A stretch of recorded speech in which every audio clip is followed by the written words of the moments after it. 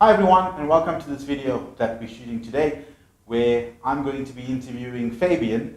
Fabian's joined Microsoft recently, so welcome Fabian. Thank you very much, Tash. I hope you're enjoying Microsoft. I'm loving it. Well, that's good to hear. Now, Fabian works in our cloud team, but the reason for the interview today is that Fabian has a very specific set of skills, and that is around blockchain. And blockchain is, as you know, a hot topic at the moment, right? So we actually met before you joined Microsoft at a blockchain conference. That's correct, yes. You want to tell the audience about that?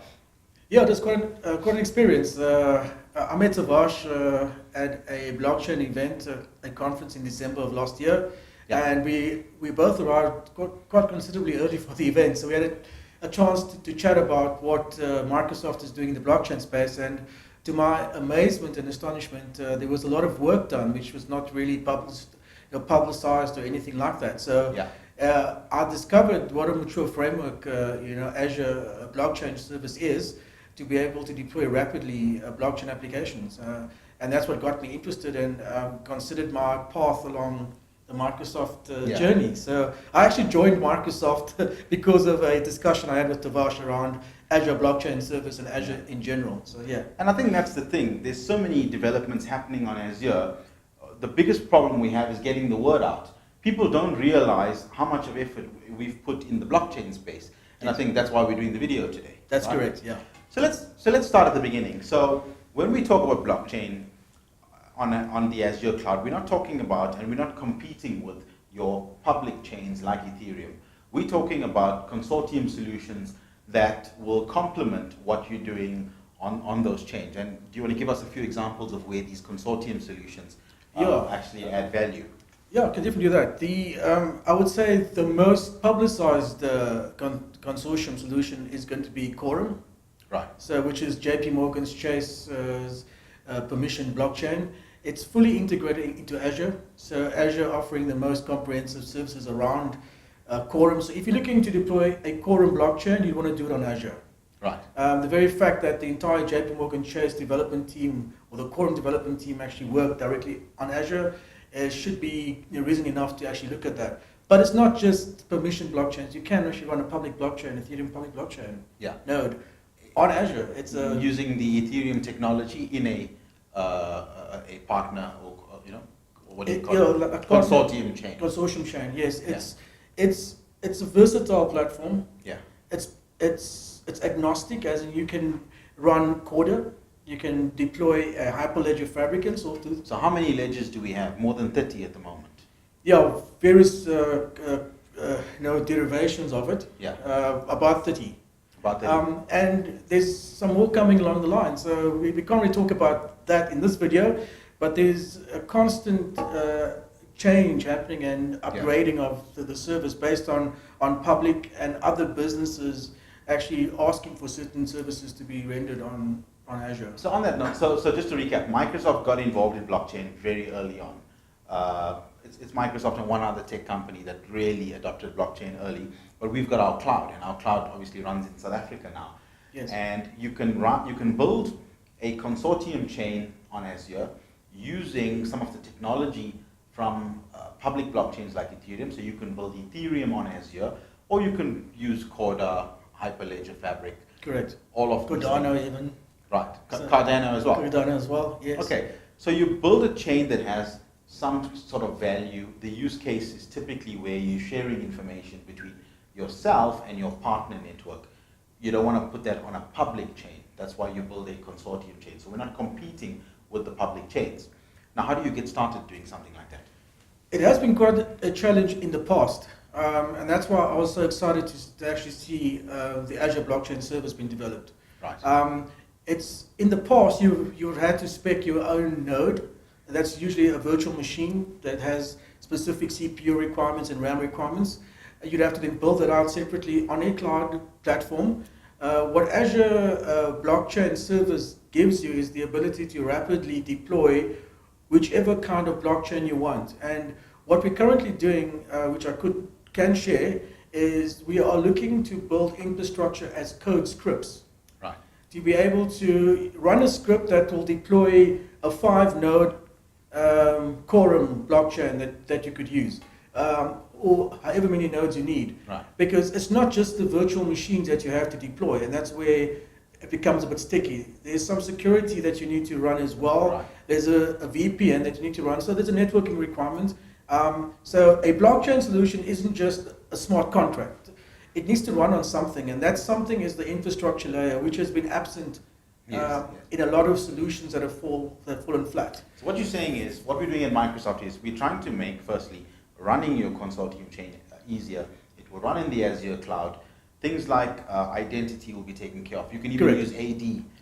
Exactly, AD as a means of identifying. So running it in the cloud, the way it scales, all taken care of. That's the first thing. Correct. Now we're making development easier as well. Correct. Okay. Now what's the one breakthrough we had recently in terms of development? Well, the Confidential Consortium Framework, CCF, is a huge improvement from what it was previously referred to as the COCO framework. What this allows you to do is to enable a blockchain solution in a trusted execution environment. Right, so the security, that's big from a security perspective. Correct, so you inheriting the security functionality within Azure. Right. And Microsoft has spent $3.5 trillion on shoring up its security. So any security vulnerability that is detected is basically neutralized, and that security or that fix is built into Azure. So you have a company that has probably been hacked the most in history, very sure about security and offering that on the Azure platform. That's Microsoft. We have the biggest footprint out there. Correct, from a security perspective. So we're inheriting everything that's great about Azure. You inherit when you build blockchain technology, a blockchain solution on Azure. TEE talks about data encrypted and secure at rest in motion. In motion as well. All of those things, right? Correct. SGX technology also used as part of the TEE. So let's just recap, right, in case we're overloading you with information. Running your consortium chain, very easy on Azure. You choose the ledger technology of your choice. Development made significantly easier. Is this where Workbench comes in? Correct. So Workbench is, think of Workbench as an MVP product. Right. It's the minimal viable product. If you're busy with a proof of concept and you're wishing to prove the value of this use case, you would deploy something rapidly within Azure Workbench. Right. Azure Blockchain Workbench. And within a few minutes, you'd have a working node, and you can add various nodes to it, and it supports any development language. Python, VSS, all of the any blockchain language or any language you want to code in will be supported on Workbench. So I'm thinking, let's make this real. Yeah. Let's say that a customer out there has identified a need for a consortium solution. Yeah. Okay? We have a supply chain, and we have, this is very typical actually, we have a supply chain and products are moving through the supply chain, and we want to be able to track what's going on. This is actually a big use case of blockchain today. Yes. So let's say we say, okay, we want to use Microsoft's technology for this, and we'll build it on Ethereum. And I'm just choosing Ethereum. I'm an Ethereum fan. I know that. Yes. Some people don't like Ethereum. Yeah. It's got the public Ethereum, which we interact with, by the way, and we're doing work there on the public Ethereum as well. We'll get to that in a bit. But we like the language. You would use what? Solidity or Viper. Oh, Viper. Yeah. Okay. And you've actually developed smart contracts. Yeah, just using Viper, not Solidity so much. Viper is a lot easier to use, I think. Solidity is based on JavaScript, if I'm not mistaken. Well, most of them are.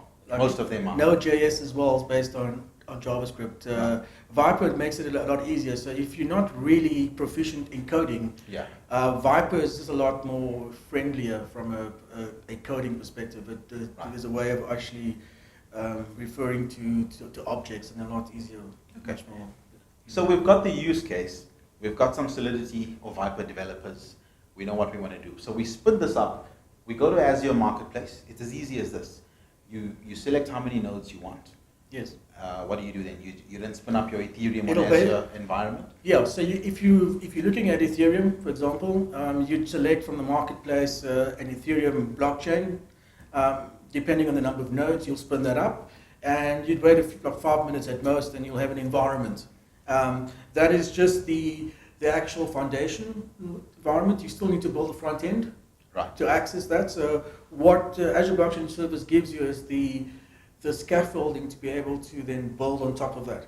Right. So you would still need to actually have a front end to access the actual blockchain service that you're building, and then you'd need to still write the actual smart contracts, Right. which we do either on Solidity or Viper. I'm assuming in this case the smart contract would be at every point in the supply chain, a piece of code would interact in a smart contract. So an item moving through a supply chain would have an ID, like a GUID or something. Yes. And you would say, well, it's been here, this step in the process has now been complete.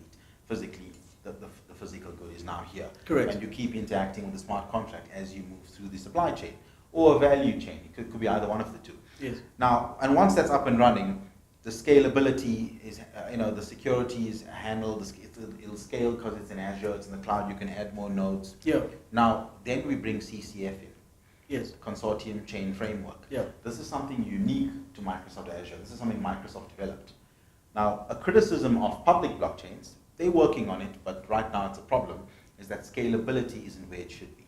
Correct. And this is why, right now, you wouldn't want to put a solution like this on a public blockchain, especially if it doesn't need to be publicly visible. Yeah. Now, with CCF, we're taking the Ethereum technology, and Microsoft's done some work on the proof of work mechanism, Yeah, proof of stake as well. So on the Ethereum public network, we're having a migration from proof of work into proof of stake, and right. then delegated proof of stake. So, but we can choose a consensus mechanism on CCF. Correct. Okay. So because it's in a secure environment, consensus mechanism acts as the governance to ensure that the transactions are secure. So on the CCF network, or the CCF protocol, allows you to actually, based on what you want to achieve, if you want to achieve more transactions, yes, you would then basically just scale as you need it to scale. The consensus mechanism will adjust automatically to what you need it to do. So this is where I'm going. I could deploy the Ethereum technology because Ethereum is so popular, people are learning Solidity everywhere around the world on a daily basis, or whatever smart contract language you prefer. But I could run this on Azure and get massive throughput. What's the transactions per second we've hit testing CCF on Azure? Sure, it must have been easy, about thousands, about 3 or 4, 5,000. I heard almost 2,000 a few months ago. It might have changed, right? So you could have an Ethereum consortium chain running on Azure, but doing 2,000 transactions per second, which is quite a bit in the blockchain. Considerably more than on the public space. With the sharding that's happened on the Ethereum mainnet, that has improved slightly, but it's nowhere near the volumes of transactions that are conducted by Visa and MasterCard respectively, who subsequently are all adopting some form of distributed ledger technology as well. And we're not competing with public chains. Public chains are good for the world and for mankind. They have a very specific purpose. Anything that needs to be public, you're going to put it in a public chain and it's there for all to see. But there's also a very good use case and demand for consortium solutions that are semi-private, right? You want to control it in an enterprise environment. I don't know if you want to just draw a diagram of how Workbench and CCF works. I think we're going to move over. Okay, let me just move over then. So ideally what you have is you have the Azure cloud. Right. And within Azure cloud you have all security features.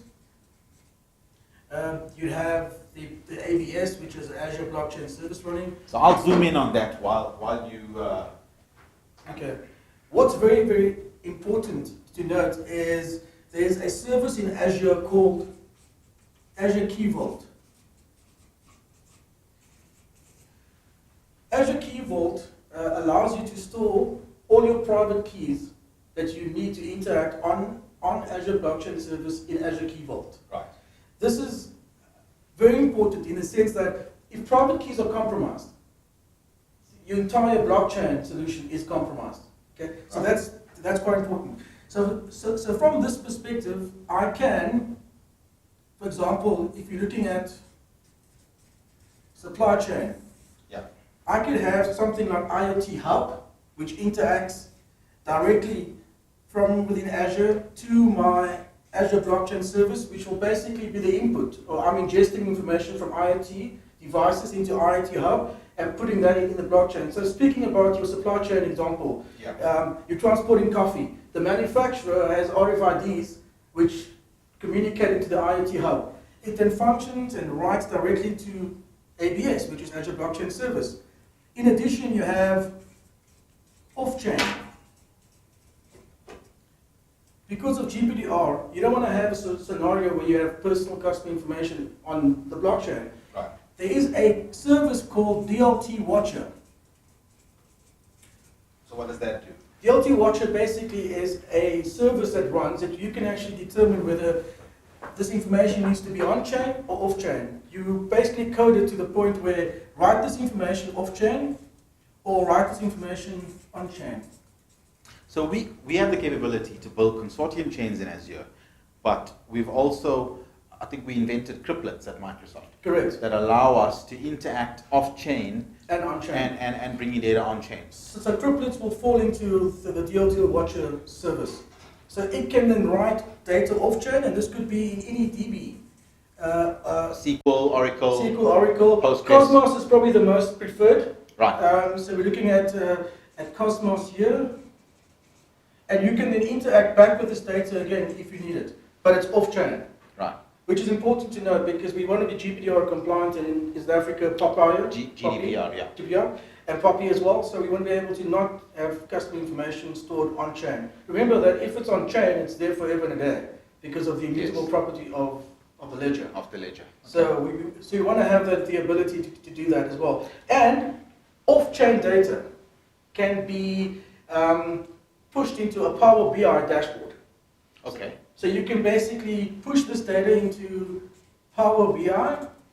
So you can, that's a way of analyzing what's happened on your chain, and no one else is doing this, as far as I know, right? This kind of this kind of enterprise integration into a consortium chain solution. I mean, correct. It's pretty unique. And what's even better is that you can run a Power App, which is low-code Power App, which interacts directly with your chain.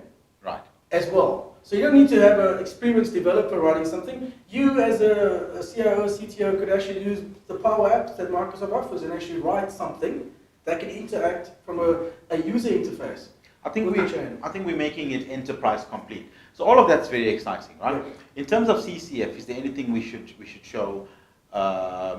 Basically, we don't have to worry too much about the internals, but it's just the ability to adjust consensus mechanisms really gives you not just security that you need or want, but higher transaction throughput. And the governance. And the governance, yeah. From an auditing perspective, will actually ensure that your data is private and intended only for those that need to see it. Yeah. So you can shield certain transactions from, for example, if we're doing multiple transactions with multiple vendors, right. I don't necessarily want vendor A to see their discount structure with me compared to vendor B. So you can shield the transaction. So the ecosystem knows that there's a valid transaction that happens, right, and they need to validate the transaction because it's valid. It gets worked into the chain, but the values contained in that transaction can only be seen by the interacting parties. So you're telling me I can build a really complex consortium chain solution, share information with everybody, but then also share specific bits of information with certain parties? Correct. Okay, that's quite advanced. What is even better as well is that if you are looking to build and your use case is around supply chain management, there are supply chain management templates that you can run and will deploy all the elements you'd need to actually ensure that you have a supply chain management, and you can edit it if you need to. So now, I remember hearing from one of our blockchain experts from overseas that you can even deploy on Azure complex consortium solutions that are multi-chain, different technologies. Yes. Because one chain has an advantage in speed, another chain may have an advantage in security and throughput and all of those things. So how would something like that work? So it works based on Azure, to be honest. Right. So we have an example with a company in the US, General Electric Aviation. GE. Right. Yeah. Who are basically building the entire blockchain ecosystem on Azure and linking all the suppliers via Azure, who have their own Azure tenant, directly in this ecosystem. So whatever chain that they're running on can integrate directly into Azure Blockchain Service. Okay. So Azure Blockchain service is blockchain as a service. Right. It's not the truly decentralized blockchain as you'd get in a public. But we're not competing with that. No, but because of that, we can basically change services as needed to allow and facilitate the integration of other chains within the actual network or ecosystem. Okay, I think let's summarize, because we covered a few important concepts. So help me summarize, right? We've done a good few years of work on blockchain. We're not just taking blockchain, and because we're a cloud provider, offering it on the cloud. Microsoft has done a lot of research work on blockchain, and we were very early. We've made the deployment of blockchain very simple. It runs, it can be monitored, it can scale. We are probably in the lead in integrating blockchain with enterprise features. You can have Active Directory integration. Correct. Off-chain communication between a smart contract and a database. Offload data off the chain, connect to APIs and bring data onto the chain if a smart contract needs to do that. We've allowed massive scalability with CCF, Consortium Chain Framework. Correct. Nobody else has this. This is something Microsoft's developed. Run Ethereum at almost 2,000 transactions per second on CCF. Correct. Anything else that I've left out? We have some developments that are coming down the pipe, which involves tokens. Right. So watch that space. Microsoft has actually listened to a lot of its customers with regards to what they want to see, and we actually are open to develop those. So every month there's a new development happening. It's quite fast, right? So it's very fast, right. Rapid, because the platform allows us to actually be that rapid and agile when developing this type of service. It's, in my opinion, the most complete service or platform to be able to deploy real blockchain solutions that can realize value for the customer over time. And the best part is that Azure has 2 regions, not data centers, 2 regions in South Africa. So you can run this and deploy it in South Africa. Potentially, yeah. Each region has multiple data centers, right? So we have really a compelling story in my view. Thanks, Fabian, for spending a few minutes at the Microsoft offices. We're here in Bryanston at the Microsoft offices. If anything that we've said appeals to you, feel free to reach out to myself or Fabian. We're more than happy. We're really seeing the interest pick up on blockchain over the last few months. We have a fantastic solution, and really, if you're a company that interacts with suppliers and partners in any way, there is a lot of value in the blockchain ecosystem right now. Absolutely. A lot of good solutions that you can do. Absolutely. Thanks, Fabian, and those of you watching, I hope that you enjoyed this video. We'll be making more videos. See you again very soon. Thank you very much.